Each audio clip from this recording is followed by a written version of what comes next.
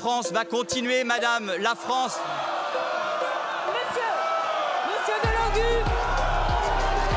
Monsieur Delogu, vous avez un rappel à l'ordre avec inscription au procès verbal jusqu'à saisine du bureau. Alors que la Cour internationale de justice a ordonné à Israël de cesser son offensive sur Rafah, une cinquantaine de personnes sont mortes calcinées dans un camp de réfugiés bombardé. Un enfant a été décapité. L'hôpital de Rafah a cessé de fonctionner et les chars viennent d'entrer dans la ville.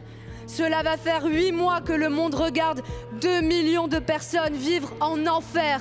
En enfer car elles sont enfermées, sans eau, sans nourriture, sans médicaments, bombardées.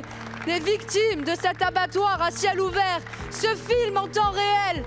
Hunger Games n'est plus seulement un divertissement, c'est la réalité dans le téléphone de nos adolescents. Bientôt 8 mois et vous n'avez pris aucune sanction contre les assassins.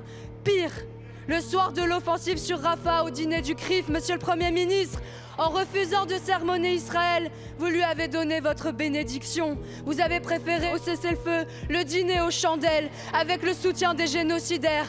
La porte-parole du gouvernement se prenait en selfie avec un des influenceurs de l'armée israélienne, perdant son dernier Instagram de dignité.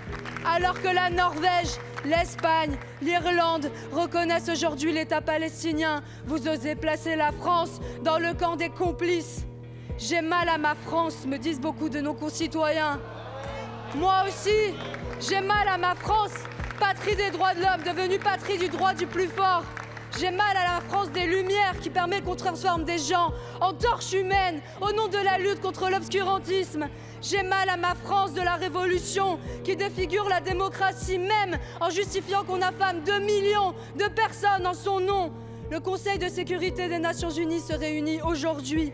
La France doit annoncer la suspension des échanges économiques avec Israël et demander l'intervention immédiate des casques bleus. Rafah n'est pas qu'une frontière, c'est un miroir.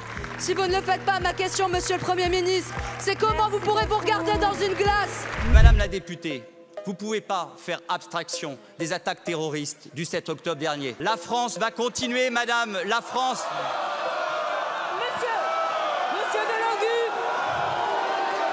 Monsieur Delogu, vous avez un rappel à l'ordre avec inscription au procès verbal jusqu'à saisine du bureau. L'Assemblée a prononcé la censure avec exclusion temporaire. En conséquence, il est désormais interdit à Monsieur Delogu de prendre part aux travaux de l'Assemblée et de reparaître dans son enceinte jusqu'à l'expiration du 15e jour de séance à partir d'aujourd'hui. Monsieur Delogu, il vous est demandé de quitter l'enceinte de l'Assemblée nationale immédiatement.